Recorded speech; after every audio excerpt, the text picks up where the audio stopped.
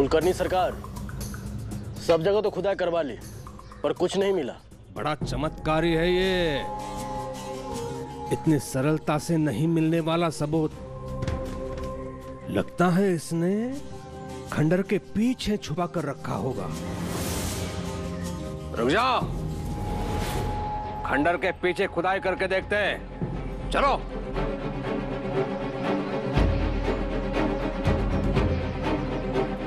हरिओम।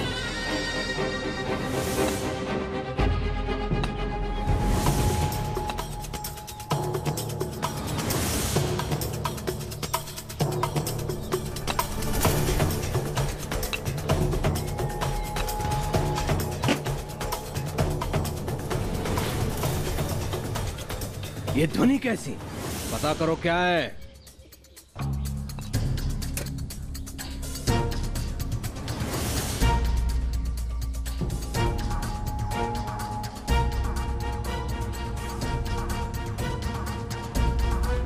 हरिओम हरिओम।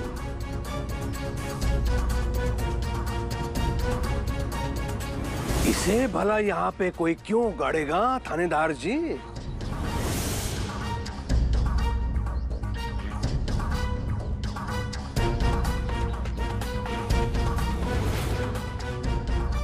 इसमें ऐसा क्या है जो छिपाना चाहता है कोई? सबूत सबूत मांग रहे थे ना थानेदार जी, ये है सबूत। इसमें बंद है अंग्रेज सरकार के विरुद्ध षड्यंत्र का रहस्य।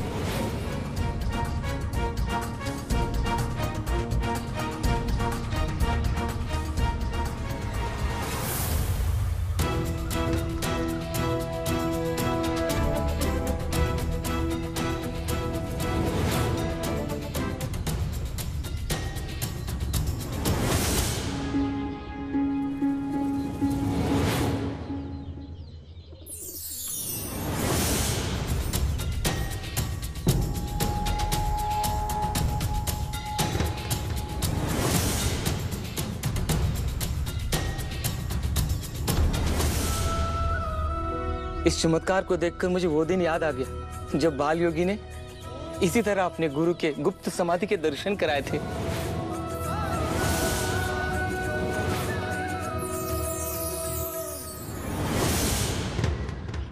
खुदाई में इतना ढूंढा और वक्त बर्बाद किया,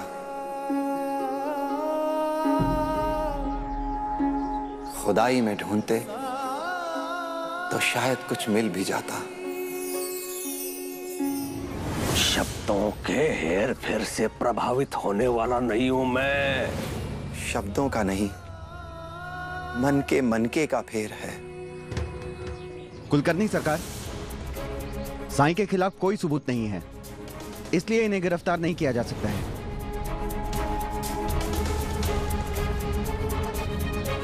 हरिओम।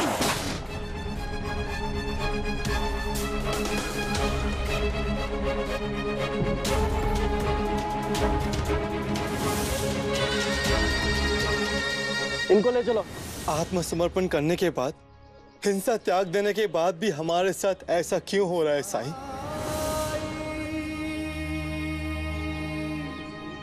कर्म और उसके फल से कौन मुक्त है राणा? देवताओं को भी अपने किए का फल भुगतना ही पड़ता है। यही प्रायश्चित का मार्ग है। तुमने जिन लोगों को लूटा, जिन्हें दुख पहुंचाया, उनके आंसू शायद सूख गए होंगे, लेकिन उन आंसुओं की लकीरें अभी बाकी हैं। अगर तुमने अपने अपराधों को स्वीकार कर लिया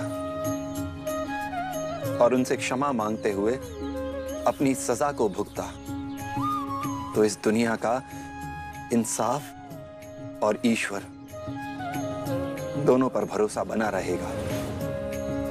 बहुत बड़ी जिम्मेदारी है तुम पर, और धर्म की राह पर चलने के लिए पहला इम्तिहान है तुम्हारा।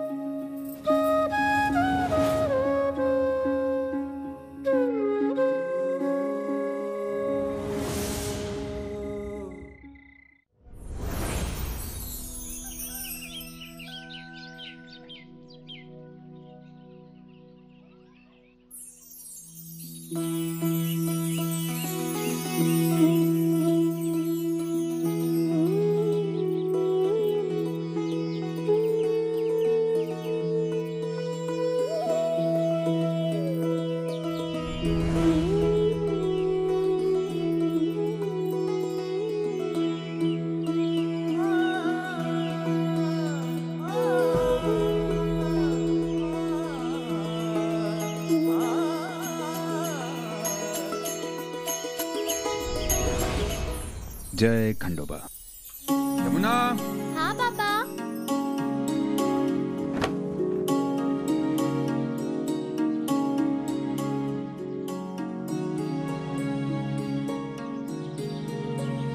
मंदिर के लिए देरी हो रही है, कहाँ हो?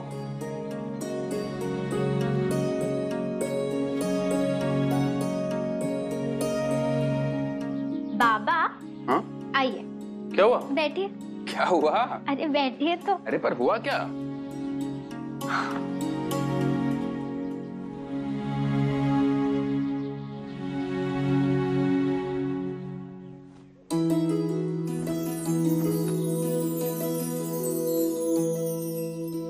शादी करके एक दिन चले जाना है तुझे, फिर कौन पहनाएगा मुझे ये हर दिन?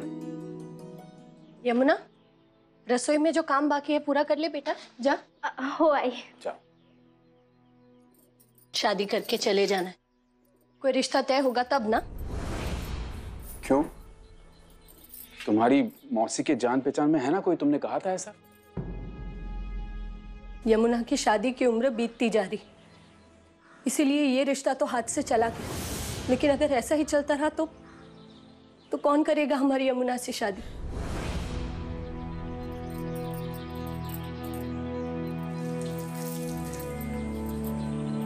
एक बेटे की शादी तो कर नहीं पा रहे हम, बाकी दो का क्या होगा? ब्याह के खर्चे के लिए आपको भी कुलकर्णी सरकार के पास उधार मांगने वैसे ही जाना पड़ेगा जैसे गांव के बाकी सब लोग जाते। साईं कृपा से सब अच्छा ही होगा, विश्वास रखो। यही तो मैं आपको समझाना चाह रही। अगर आप ऐसे ही साईं साईं नाम का जप करते रहेंगे ना तो कुलकर्णी सरकार ठेंगा देंगे आपको। कैसी बातें कर रही हो तुम? आपके मन में साईं के लिए जितना भी प्रेम है ना, उसे अपने मन में ही रहने दीजिए। दुनिया वालों के सामने साईं से दूरी बनाए रखना ही उचित है। उनसे मिलना मिलाना बंद कर दीजिए आप।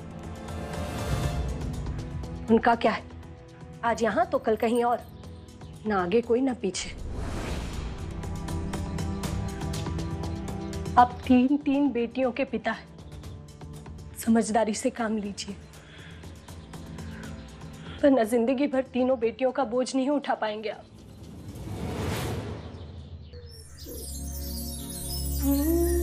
साईं,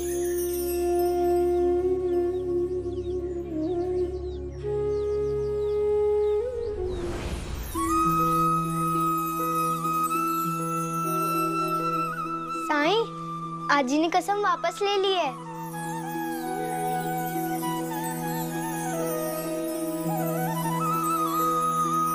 अब आई आपसे बात कर सकती है, मिल सकती है और आपको खुद खाना भी दे सकती है।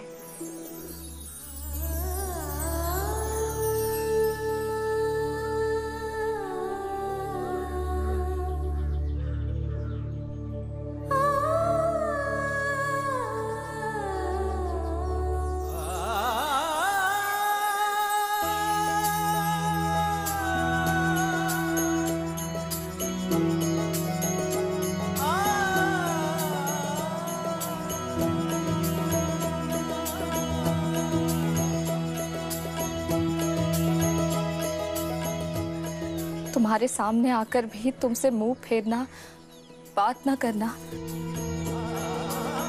इस जीवन में इससे बड़ी सजा नहीं काटी है मैंने। बहुत दुख पहुंचाया ना मैंने तुम्हें। तुम झूठ बोल रही हो बायज़मा। मेरे साथ ना होते हुए भी हर पल तो तुम मेरे साथ थी। तुमने भले ही मुझसे बात ना की हो, लेकिन तुम्हारा मन तो लगातार मेरे बारे में सोचता रहा। तुमने भले ही मुझे मुड़कर ना देखा हो, लेकिन दिन रात मेरी ही तो फिक्र करती रही तुम। तो अब तुम ही बताओ पायजामा, तुम मुझसे अलग कहां थी? क्या एक भी ऐसा पल याद है तुम्हें? मुझसे बात न कर पाने में तुम्हें जो घुटन हुई, उसका एहसास है मुझे। मुझसे मुंह मोड़ लेने पर तुम्हें जो तकलीफ हुई, उसे मैं महसूस कर सकता हूं। तुम चाह कर भी मुझसे दूर नहीं रह सकती पायजामा।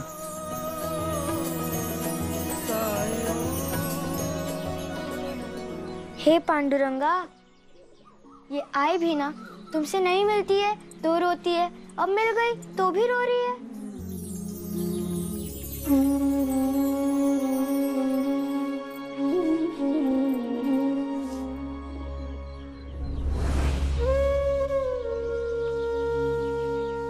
क्या हाल बना दिया है थानेदार ने तुम्हारे घर का। सच क्यों नहीं देख पाते हैं ये लोग?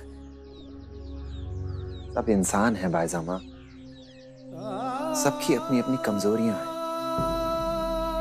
सच को देखना और उसे पहचानने में फर्क होता है। पहचान कर उसे मान लेना, वो सबसे मुश्किल। वो लोग ये नहीं समझते हैं कि इन सब बातों में वो अपना कीमती समय खो रहे हैं। चलो छोड़ो, तुम बैठो, मैं तुम्हें खाना परोसती हूँ। हाँ, आई ने वो सारे पकवान बनाए जो आपको पसंद है। मुझे मोटा करने का इरादा है बायजामा का। हाँ, यही समझ लो। अब बैठो, चलो। परेशान होने से कोई लाभ नहीं, रिश्ता हो जाएगा। आप तो ऐसे कह रहे हैं जैसे लड़का आपके बगल में ही है। अरे कुछ ऐसे ही समझ लीजिए। अगर आप यहाँ ना आते तो मैं आपके वहां आने ही वाला था आपसे मिलने। हमारे एक परिचित है, यमुना के रिश्ते की बात की है मैंने उनसे। सच? कौन है? कैसा परिवार है? परिवार तो बहुत अच्छा है, और अगर अच्छा ना होता तो मैं उनसे रिश्ते की बात ही क्यों करता। तालुका के नामी व्यापारी हैं।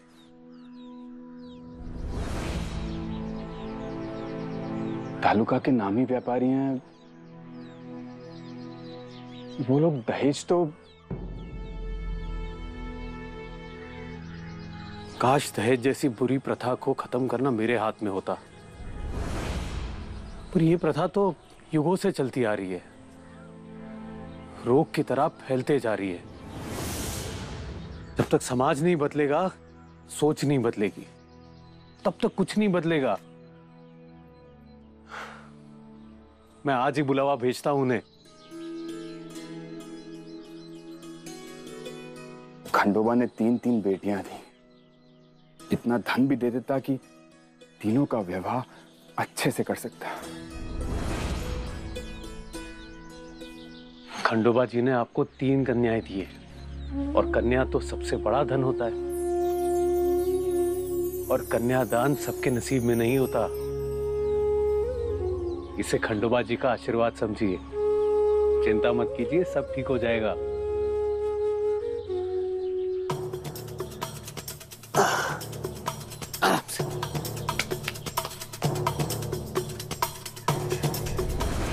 रात भर रस्सी से बांध कर रखने के बाद अब अकल ठिकाने आ गई होगी वैनी की।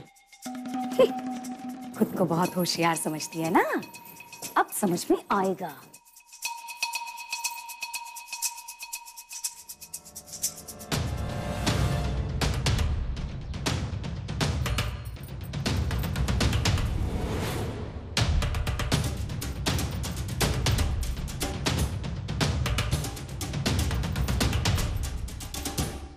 वैनी,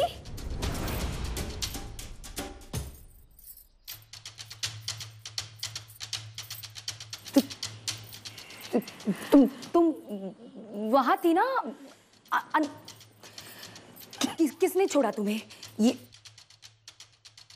रस्सी किसने खोली तुम्हारी? मेरे स्वामी ने। मैं आपके लिए कुछ खाने के लिए लाती हूँ। हाँ?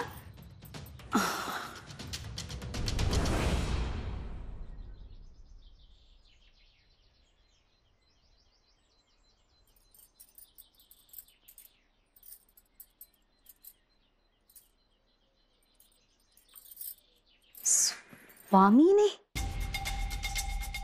मतलब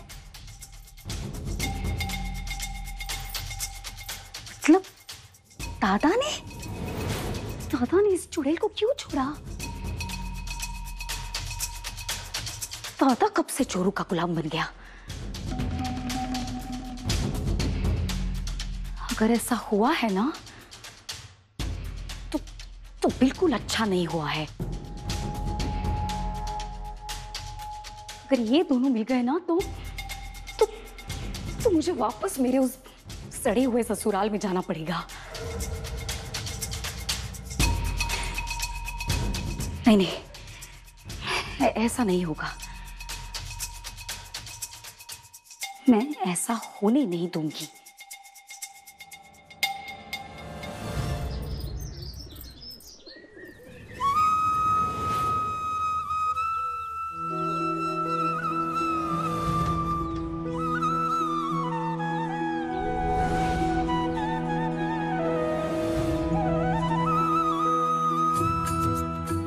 आज तुम मेरे घर नहीं, मैं तुम्हारे घर आई हूँ। एक माँ आई है अपने बेटे के घर, उसे अपने हाथों से खाना खिलाने।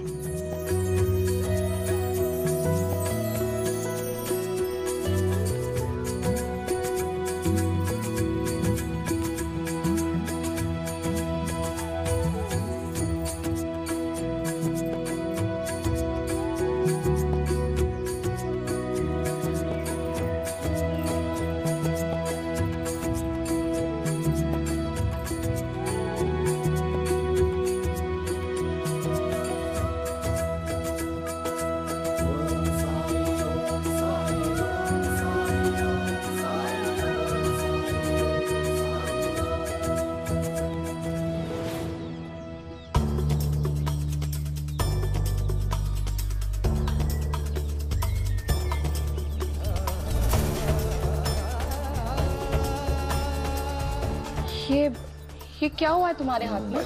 कुछ नहीं बालसमा। दिखाओ साईं।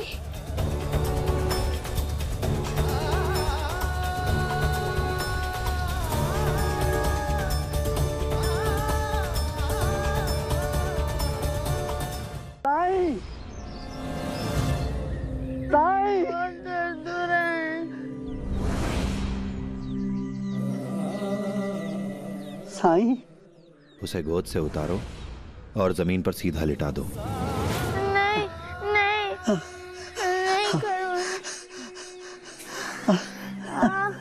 हाँ बेटा, अगर इलाज नहीं करवाओगे तो ठीक कैसे होगे? कितनी रातों से सोए नहीं हो मेरे बच्चे। हाँ बेटा। बहुत दर्द हो रहा है। अस्सलाम वालेकुम।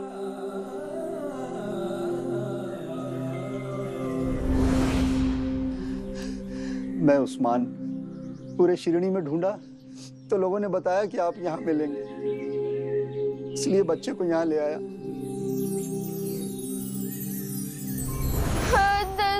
सब्र रखो बेटा, सब ठीक हो जाएगा। कब से हो रहा है तुम्हारे सिर में दर्द?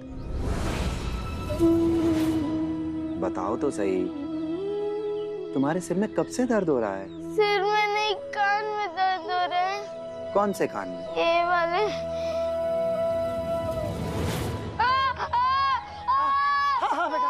बहुत दर्द हो रहा है। अगर मैं तुमसे कहता कि अपना कान आगे करो, तकलीफ के डर से तुम मेरी बात नहीं मानते। अगर मेरी बात का बुरा लगा हो तो अपना दोस्त समझ के मुझे माफ कर देना। जैसे जैसे तुम्हारा दर्द कम होगा, मुझसे तुम्हारी नाराजगी भी धीरे धीरे कम होती जाएगी। अब्बू, सच में दर्द बहुत कम हो रहा है।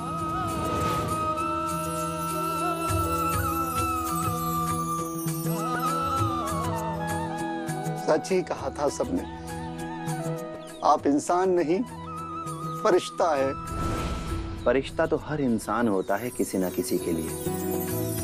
जैसे आप अपने बच्चे को लाए इतनी दूर मुझे ढूंढते ढूंढते।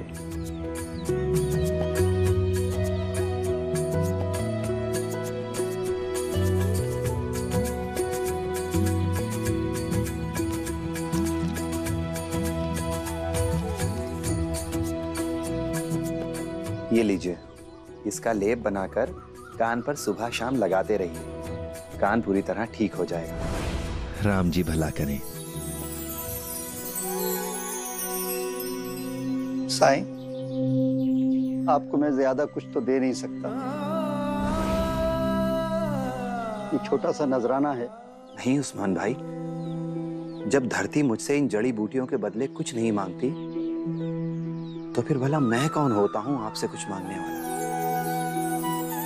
अच्छे कर्म करो उस्मान भाई, सबकी मदद करो, बिना किसी चीज की उम्मीद रखे, निस्वार्थ भाव से। कर्म योग की ये कड़ी अगर ऐसे ही एक इंसान से दूसरे और दूसरे से तीसरे तक जुड़ती गई, तो यह दुनिया और भी बेहतरीन हो जाएगी।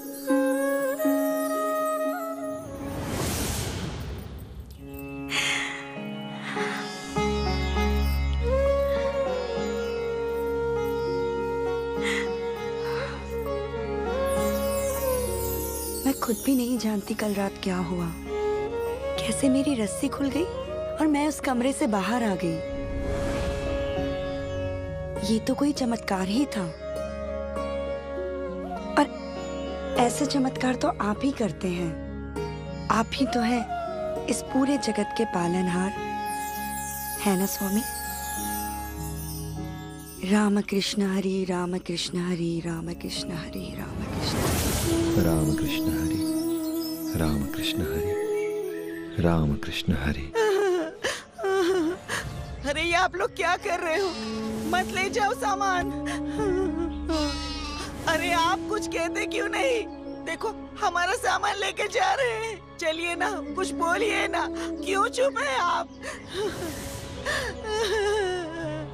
कुलकर्णी सरकार से कर्ज लिया था, चुका तो दिया ना इतने सालों से, फिर ये सब क्यों?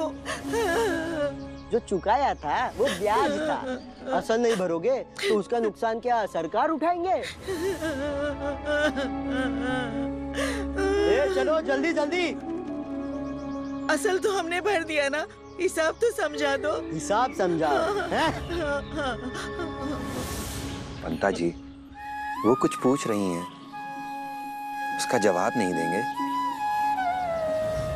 ए फकीर, बीच में मत बोल। सरकार के काम में कोई दखल दे, ये ना कुलकर्णी सरकार को अच्छा लगता है और ना ही मुझे। पंता जी, मैं तो सिर्फ इतना कह रहा था कि उन्होंने जो सवाल पूछा है उसका जवाब दे दीजिए। ये क्या जवाब देंगे? ये लोग तो हमें ठग रहे हैं। बेटी के ब्याह के लिए कर्ज लिया था, बरसों से चुका रहे हैं, और ये कह रहे हैं कि ब्याज था। लाद लिया सारा सामान, चलो चलो, सरकार राह देख रहे होंगे। चलो चलो चलो, इनका हिसाब तो दे दीजिए। हिसाब? ये तो है हिसाब बैलगाड़ी पे। चलो चलो अंता जी।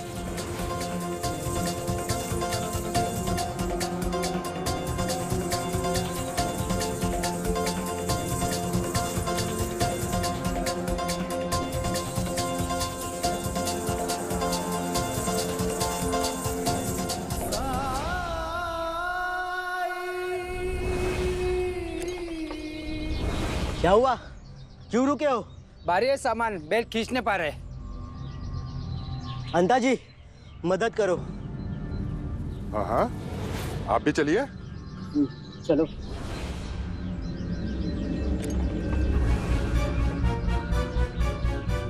बंता जी, थोड़ा सामान लौटा दे क्या? हाँ, इतना सामान देकर सरकार की तो बादशाह खिल जाएंगी। खींचो खींचो। अंता जी, हाँ, वो रस्सी ले लो। हाँ।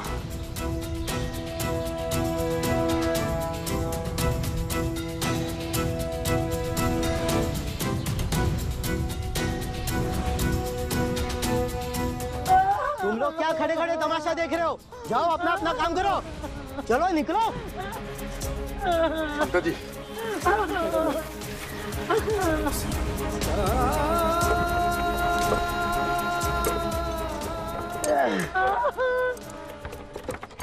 सरकार, सरकार।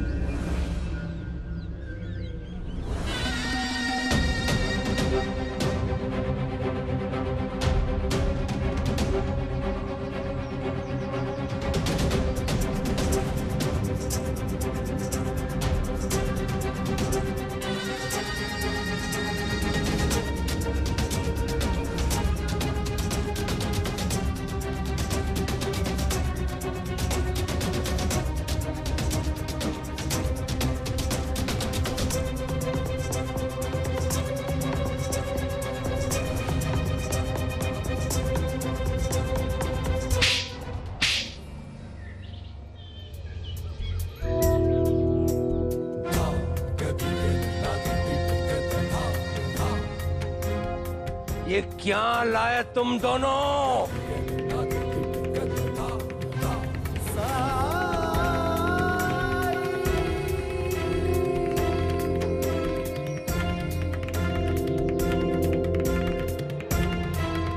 ये लाने भेजा था तुम्हें?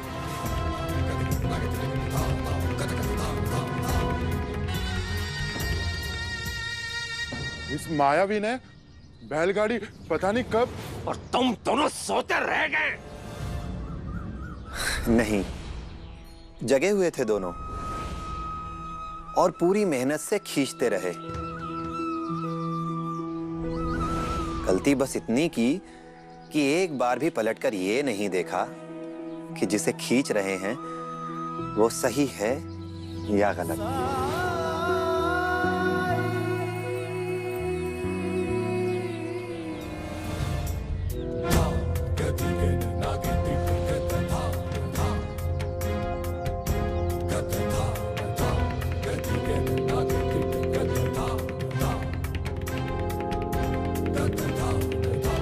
हरिओम। तुम्हारा ये तंत्र मंत्र वाला कार्य है ना, उसे गांव के अनपढ़ गवार लोग चमत्कार मान के चकित होते होंगे, कुलकर्णी सरकार नहीं। आप मुझसे इतना गुस्सा क्यों रहते हैं? नहीं नहीं, घृणा घृणा करता हूं मैं तुझ जैसे पाखंडियों से। समझ ही नहीं आते तुझ जैसे लोग। घृणा और समझ में बड़ा ही अजीब रिश्ता है। जब तक घृणा रहती है समझ काम नहीं करती, और घृणा के दूर होने के लिए समझ का आना भी बहुत जरूरी है।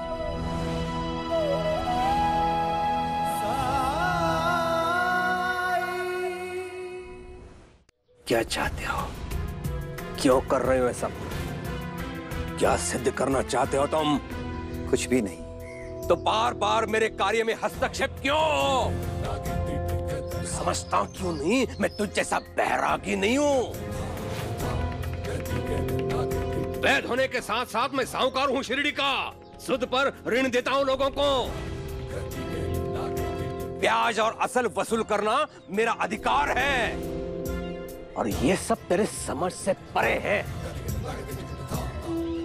मेरी समझ से परे है, ये बात ठीक है। मुझे हस्तक्षेप नहीं करना चाहिए, ये बात भी ठीक है। लेकिन जिसने ऋण लिया है उसे तो इस प्रश्न को पूछने का अधिकार होना चाहिए कि उसका हिसाब क्या है।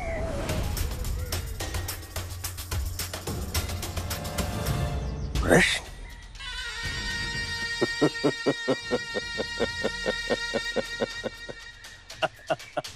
कुलकर्णी सरकार से प्रश्न करेंगे ये लोग, प्रजा राजा से प्रश्न करेगी। मेरी कृपा पर, मेरी दया पर पलने वाले ये लोग मुझसे प्रश्न करेंगे। मुझसे ऋण ले लेकर अपना घर चलाने वाले ये अनपढ़ लोग। यदि प्रजा अनपढ़ हो तो ये दोष प्रजा का है या राजा का? यदि प्रजा ऋण ले लेकर अपना जीवन चला रही हो तो ऋणी कौन हुआ? प्रजा या राजा? लो अब तू सिखाएगा मुझे मेरा दायित्व। मैं बताता हूं मेरा दायित्व क्या है। मेरा दायित्व है शिरडी को तुझसे मुक्ति दिलाना। बात उड़ रहा है ना? समय आने दे, मैं स्वयं छोड़ने आऊंगा तुम्हें शिरडी से बाहर।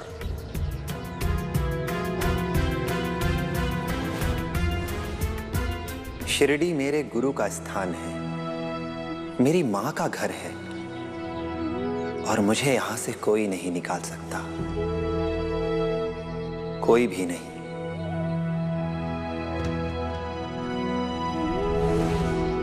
दरारें आ रही हैं, जितना जल्दी भर लेंगे घर उतना ही मजबूत रहेगा। आप कहें तो मैं मदद कर दूं? सुन, शिरडी मेरा घर है, उसकी सुरक्षा मैं स्वयं कर सकता हूं। हरिओम। शिरडी हम सबका घर है, और इसे मजबूत करने के लिए सबको साथ आने की जरूरत है। प्रजा को, आपको, मुझे, हम सबको।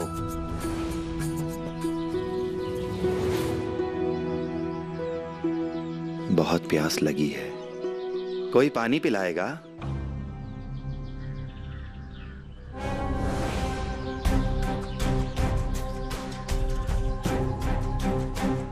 मेरी चौखट पे आया है तू, पानी तो तुझे पिलाना पड़ेगा।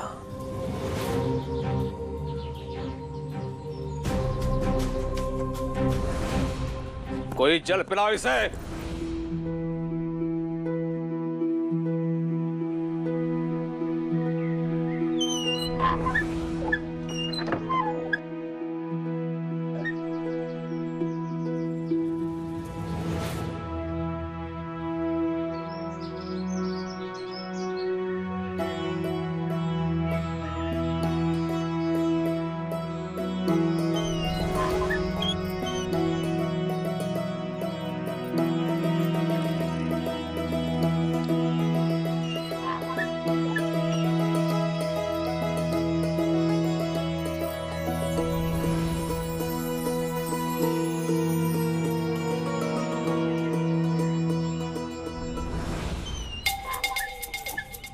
दादा देखा कैसे दौड़ के गई है उस पाखंडी को पानी पिलाने के लिए, जैसे वो आपका दुश्मन नहीं, कोई लंगोटिया मित्र हो।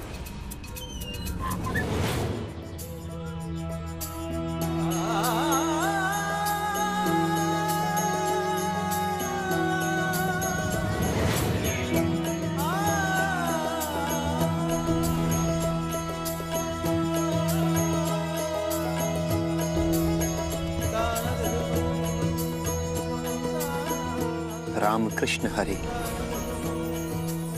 राम कृष्ण हरि।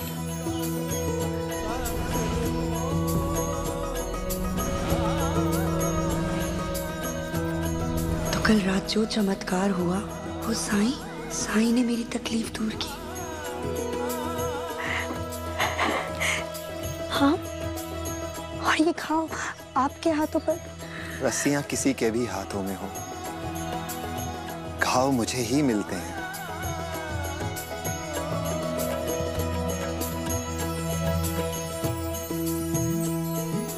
राम कृष्ण हरि,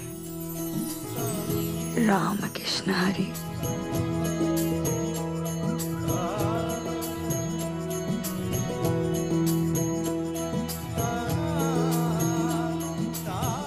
आ गया वो।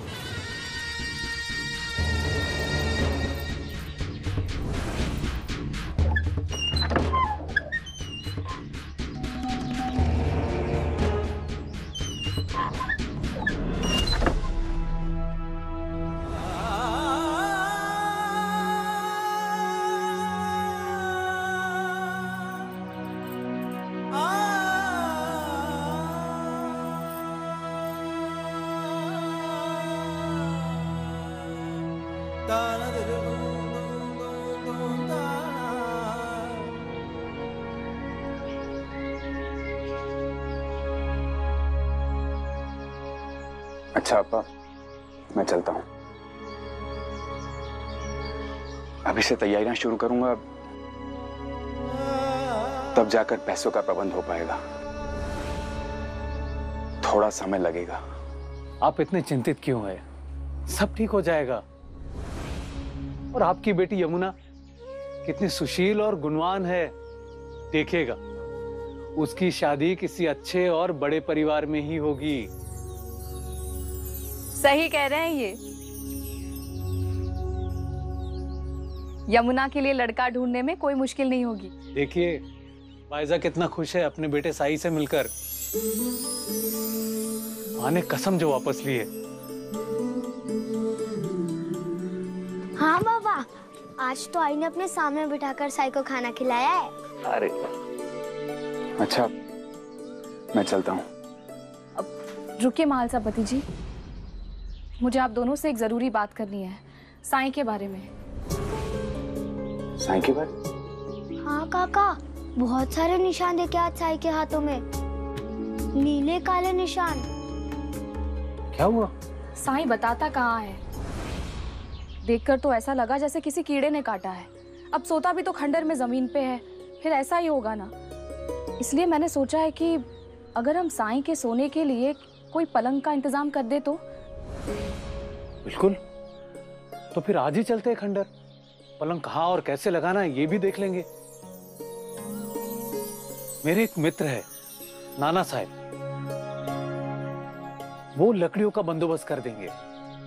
वैसे उनकी भी बड़ी इच्छा है कि वो एक बार साई से मिले। फिर मैं नाना साहब को संदेशा भी भिजवा दूंगा। क्यों महालसापति जी? आपके मन में साई के लिए जितना भी प्रेम है उसे अपने मन में ही रहने दीजिए। दुनिया वालों के सामने साई से दूरी बनाए रखना ही उचित है। क्या हुआ महालसापति जी? अगर आप कहीं व्यस्त है तो मैं हो आता हूं। अरे नहीं नहीं, मैं कहीं भी व्यस्त नहीं हूं। मैं चलूंगा ना आपके साथ। चल तात्या, अब तू भी खा ले चल।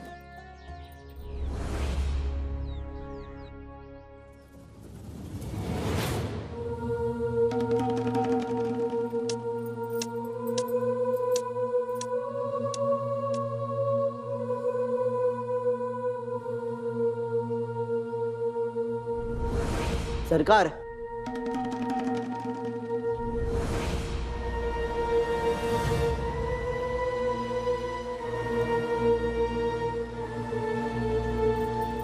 निकालो,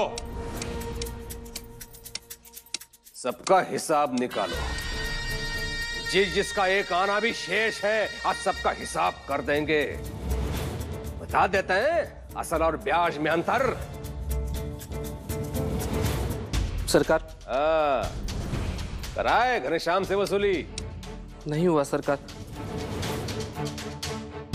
नहीं हुआ का क्या अर्थ है? सरकार, घनश्याम ने कहा कि उसने असल और ब्याज दोनों चुका दिया, अब उसका कुछ भी बाकी नहीं। उसका कुछ भी बाकी नहीं?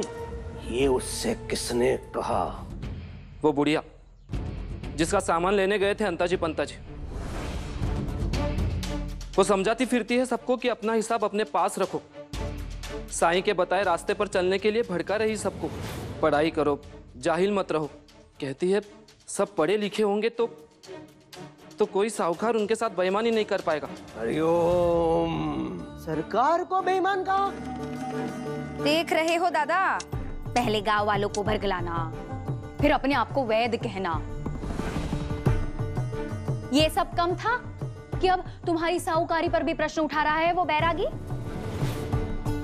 वो है कि तुम्हारे पीछे हाथ धोकर पड़ा है और तुम होके कुछ कर ही नहीं रहे हो।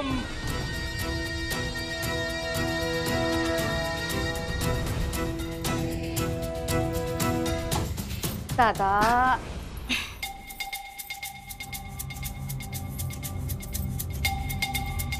थूक चाटे प्यास नहीं मिटती दादा। तुम्हें कोई बड़ा कदम उठाना पड़ेगा दादा। जय जय राम, जय जय राम, जय जय राम, जय जय राम, जय जय राम, जय जय राम, जय जय राम, जय जय राम, जय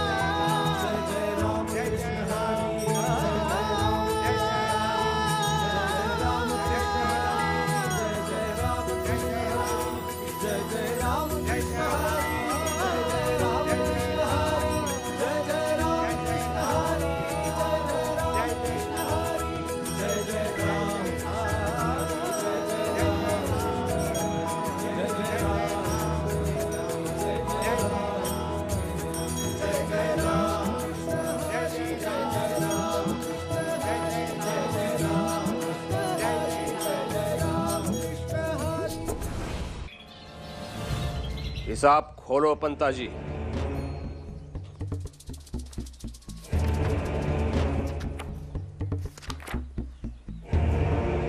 आबा,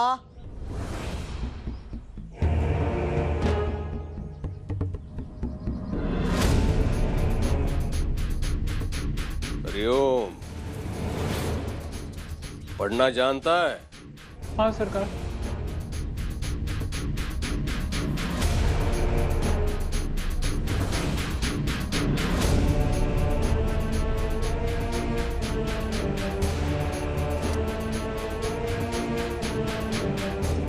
ले पढ़ और सुना सबको कितना बचा है तेरा। 5 रुपया सरकार। अरे ठीक से पढ़।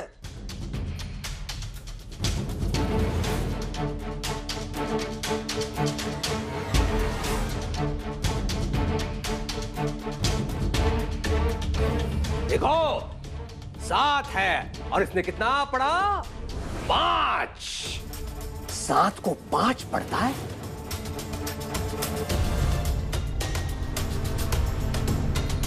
क्या कहा था मैंने? मेरी सत्यता और निष्ठा पर यदि कोई प्रश्न उठाता है तो उसका परिणाम भुगतना पड़ेगा।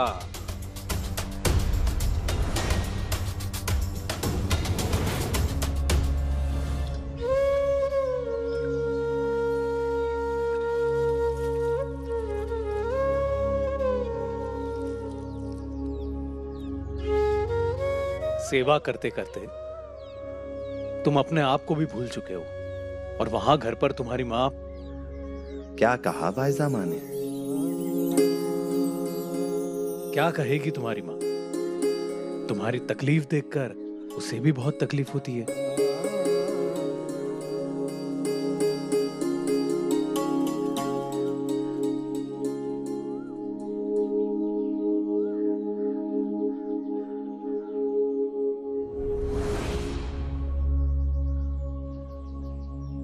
ये क्या कर रहे हैं आप लोग? आपके लिए पलंग बनना है। मुझे पलंग की क्या जरूरत? आप हमारे इस कर्म को स्वीकार करें, वरना जो आपकी माँ है वो हमें बहुत डांटेगी। आप और बाईजामा कुछ दें और मैं स्वीकार ना करूं, ऐसा तो कभी हो ही नहीं सकता। लेकिन मुझे पलंग नहीं चाहिए।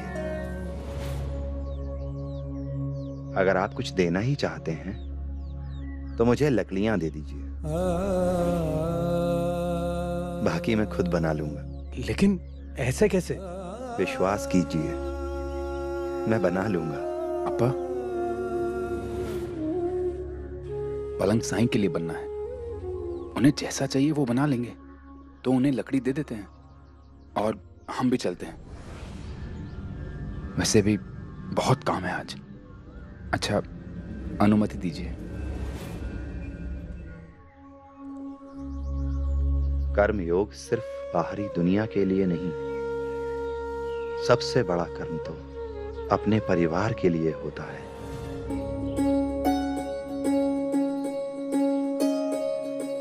महालसापति जी, आज यमुना का रिश्ता जरूर हो जाएगा।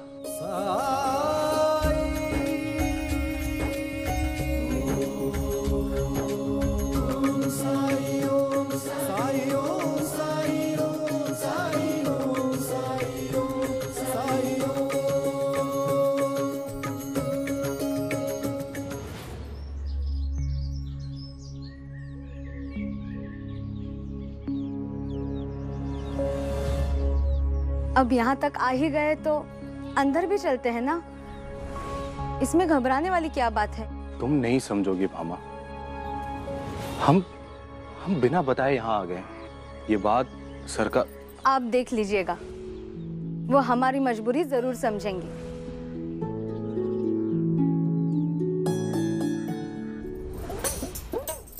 अरे वाह, लगता है आज कुछ बढ़िया सा बनाया है तुमने। मैं आप ही के पास आ रही थी, जरा चख के बताइए ना कैसा बना है। वही साहब। माधव, तुम कब आए? आओ आओ अंदर आओ, बाहर क्यों खड़े हो?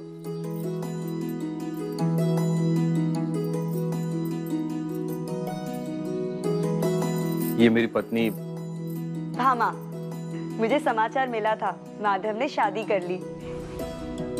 खंडोबा जी की लीला देखो, जैसे वो जानते थे आज घर में नई बहू आने वाली है, वरना मेरे मन में ऐसी इच्छा क्यों हुई कि मैं कुछ मीठा बनाऊं? इसे ही कहते हैं दाने दाने पे लिखा है खाने वाले का नाम। लो लो मुंह मीठा करो। आओ बैठो। च्युताई, माधव। माधव। प्रणाम ताई। ताई साहिब। ताई साहब, ये आपके लिए। अरे नहीं नहीं नहीं, इसकी क्या जरूरत थी? माधव, कुछ खास बात? वहीनी साहब, रोजगार। अपने गांव में तो भविष्य क्या वर्तमान भी नहीं है। इतनी शिक्षा प्राप्त कर ली पर नौकरी नहीं मिली, और नौकरी नहीं तो इसलिए सोचा कुलकर्णी सरकार अगर कुछ काम वाम दिला दें तो। क्यों नहीं, ये तुम्हारी मदद जरूर करेंगे। ये घबरा रहे थे, हम बिना सूचित किए जो आए, कहीं कुलकर्णी सरकार नाराज ना हो। नहीं नहीं, इसमें नाराज वाली क्या बात है? इंसान तो अपनों के पास ही जाता है ना, जब वो मुश्किल समय में होता है। अरे तुम लोग खड़े क्यों? बैठो बैठो और ये पूरा खत्म करो, मैं जाकर पानी लेकर आती हूँ। हाँ,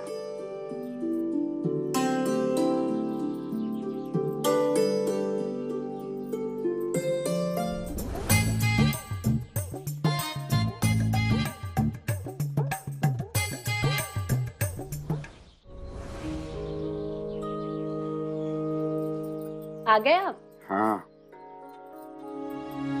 कब से आपकी राह देख रही थी।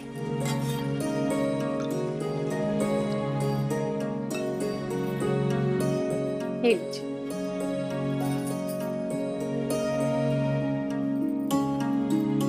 ये लो। ये सब क्या है? ये मिठाई है और ये लड़के के लिए धोती है। अभी तो रिश्ता हुआ भी नहीं और आप ये सब ले आए। रिश्ता हुआ नहीं है, लेकिन हो जाएगा। आज रिश्ता जरूर हो जाएगा। ऐसा किसने कहा आपसे? साईं ने।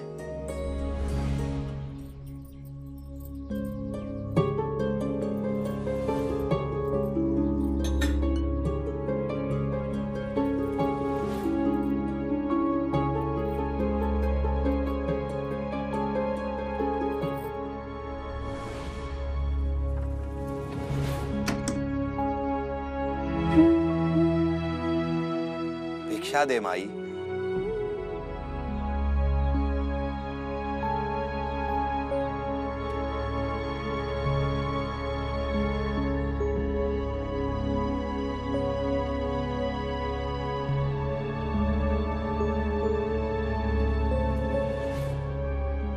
कहीं जा रहे हैं? दूसरे गांव साईं। तो भाग रहे हो शिरडी से? भागे नहीं तो क्या करे, कर्ज लिया था बहुत बड़ा, उसका ब्याज हम पे इतना बढ़ गया है, कभी सोचा ही नहीं था। तो हिसाब का ध्यान क्यों नहीं रखा? हिसाब करना आता तो ये दिन नहीं देखना पड़ता।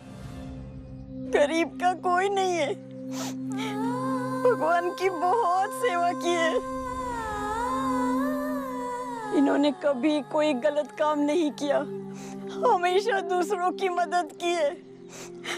फिर भी भगवान ने हमको आज ये दिन दिखलाया।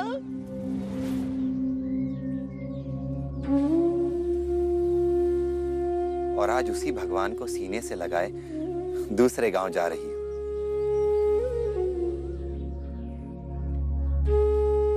क्या वहां हिसाब करने की जरूरत नहीं पड़ेगी?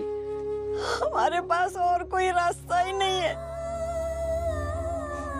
और क्या करें हम? सीधी सी बात है, हिसाब करना सीखो।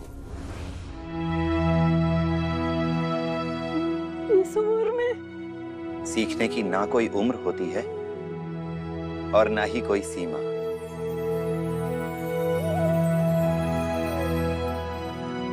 जो तुम्हारी कमी है उसे तुम्हें खुद ही पूरा करना होगा। ये सोच लेने से कि केवल भगवान की पूजा करने से वो तुम्हारी कमियों को पूरा कर देगा, तुम्हारी गलतियों को ठीक कर देगा, ये विश्वास नहीं, ये अंधविश्वास है। भगवान तुम्हें शक्ति दे सकता है, समझ दे सकता है, मौका दे सकता है खुद को बदलने का, लेकिन उस मौके का फायदा उठाकर खुद को बदलने के लिए मेहनत तो तुम्हें खुद ही करनी होगी। तुम्हारा कर्म होगा तो उसका भी कर्म होगा। 5 गुना 2 10, 10 में जमा 4, बाकी के ये 6 20। ये लीजिए वहीनी साहब, आपका हिसाब मैंने पूरा कर दिया। अरे वाह, तुम तो बहुत तेज हो हिसाब किताब में। आखिर इनके रिश्तेदार जो हो, और तुम जैसे पढ़े लिखे इंसान को तो काम जरूर मिल जाएगा। आने दो सरकार को, उन्हें तुमसे मिलकर ना बहुत खुशी होगी। हरिओम।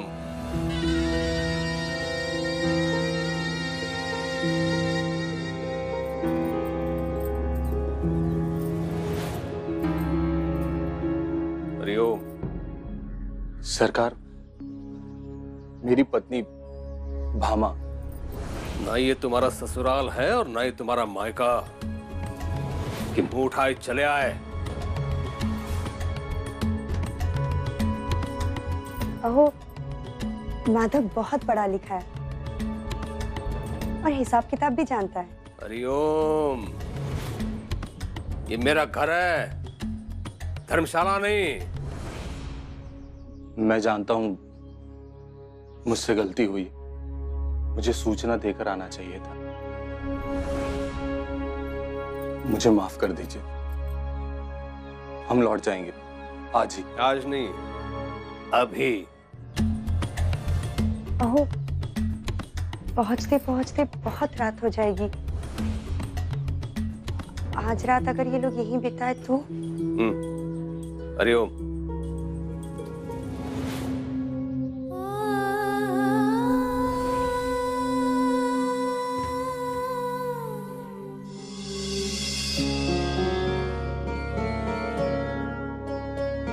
ये आपके लिए।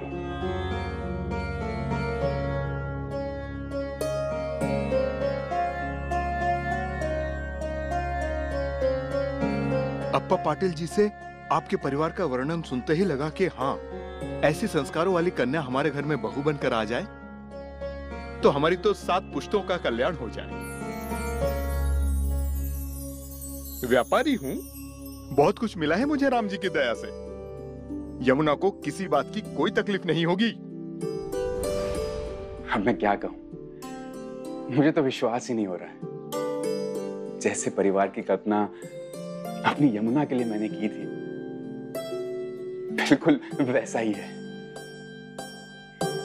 आपको लगेगा ही नहीं कि आपने बेटी विदा की है। और यमुना को भी लगेगा कि वो एक घर से निकल के दूसरे घर में आ गई है। बस 4 जोड़ी कपड़े और 100 तोला सोना लेकर।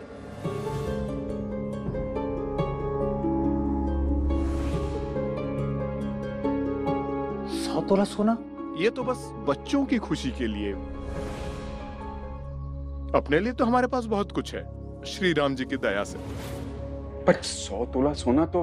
हम ऐसे लोगों में से नहीं हैं कि पहले लड़की ले आए अपने घर और फिर मांगा।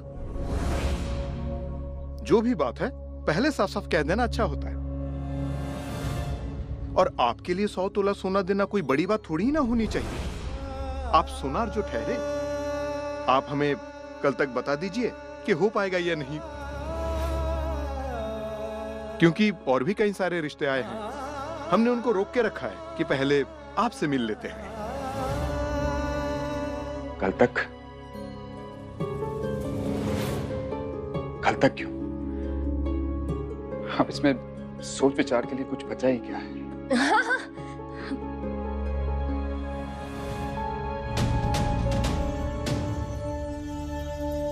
क्या मुंह मीठा कीजिए।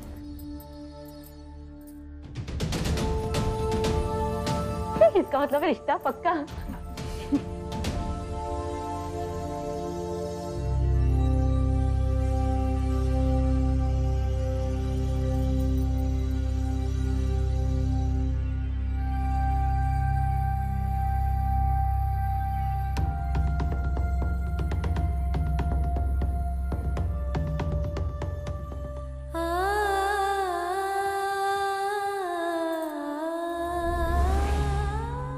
हम लोग अच्छी सी तिथि निकालकर आप लोगों को खबर करते हैं।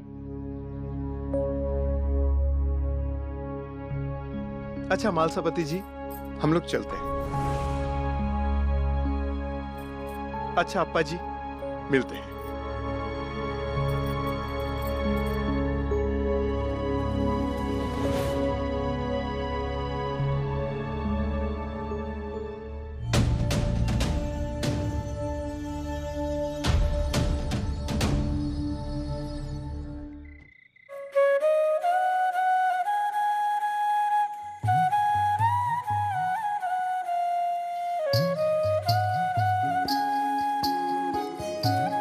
कर्म योग का मार्ग चुनौतियों से भरा है।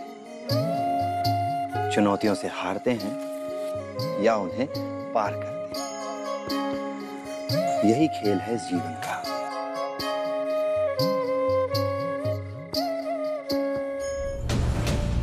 आप मुझ पर क्यों गुस्सा हो रहे? मिठाई तो आप खुद लेकर आए थे ना, और धोती भी। अब कहिए ना अपने साईं से कि कहीं से 100 तोले सोने का भी इंतजाम कर दे, ताकि उनकी कई बात सच हो जाए।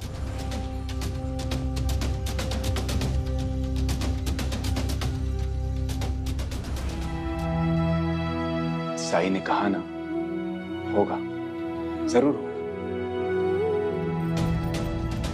देखिए, मैंने इस रिश्ते के लिए इसलिए हाँ नहीं कहा क्योंकि आपके साईं ने कहा। मैंने इसलिए हाँ कहा क्योंकि लड़का अच्छा है, लड़के का परिवार अच्छा है, हमसे ऊंचे खानदान के। इससे ज्यादा हमें क्या चाहिए?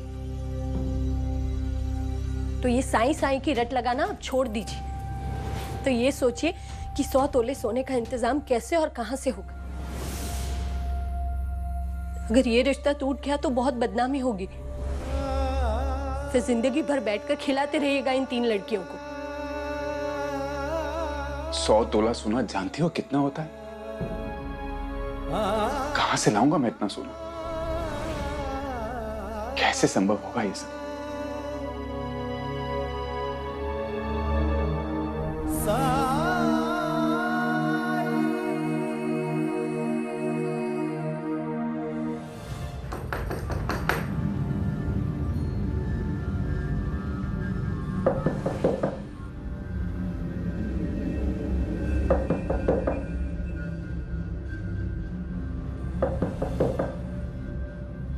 इतनी रात को कौन होगा? बाबा, मैं देखती हूँ।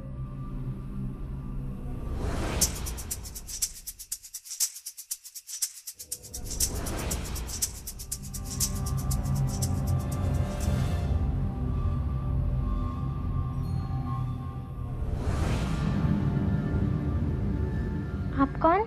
मेरा नाम विठल है। कोपर गांव जा रहा था, रास्ता भटक गया हूँ। क्या आपके घर में कोई है जो मुझे रास्ता बता सके? मैं बाबा को बुलाती हूँ। बाबा,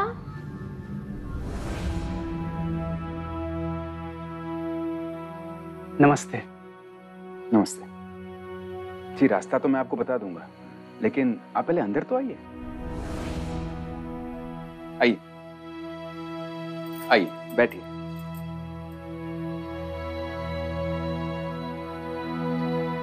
देखिए, इतनी रात को कोपरगांव तक का सफर बिल्कुल ठीक नहीं होगा। रास्ते में घना जंगल भी पड़ता है। आप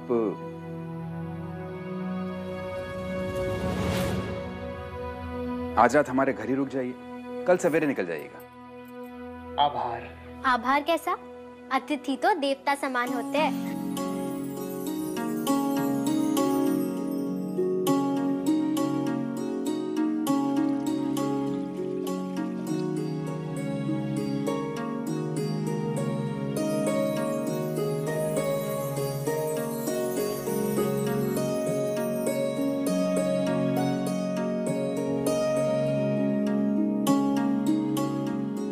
आप भोजन करेंगे? नहीं नहीं। अरे हाँ हाँ, यात्रा में थके होंगे, भूख तो लगी होगी। यमुना, जल्दी से कुछ बना दे। आपकी बड़ी कृपा है। इसमें कृपा कैसी? अगर ऐसे हाल में मैं आपके पास आया होता तो शायद आप भी यही करते। अब मैं आपके सोने का प्रबंध करके आता हूँ। जी।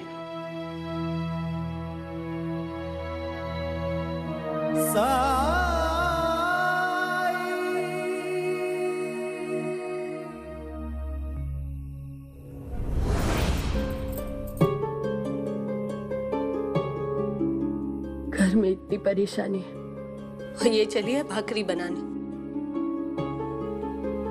और आपने तो रात को रुकने का निमंत्रण भी दे दिया, वो भी एक अजनबी को। देखो, रास्ता भटक गए हो, इतनी रात तो कहाँ जाएंगे? और वैसे भी अगर एक रात हमारे घर रह लेंगे तो इसमें हमारा क्या छिन जाएगा? यमुना, बेटा भाकरी बनाओ।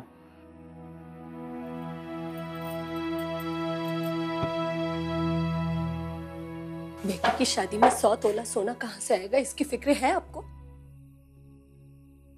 ठाक के वही 3 पाल। देखो, मैंने कहा ना, रिश्ता हो जाएगा। आपने नहीं, आपके साईं ने कहा है। लेकिन क्या आपके साईं ने ये कहा है कि कैसे? क्या आपके साईं ने कहा है कि 100 तोला सोना नहीं, तुम्हारी बेटी के गुण देखकर ये रिश्ता तय होगा?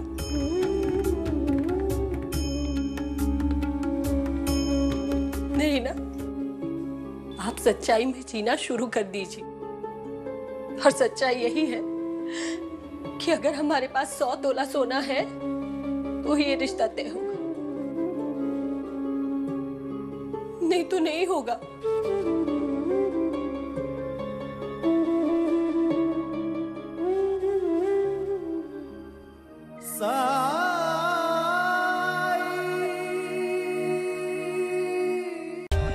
For more updates, subscribe to our channel, click the show links and enjoy watching the videos.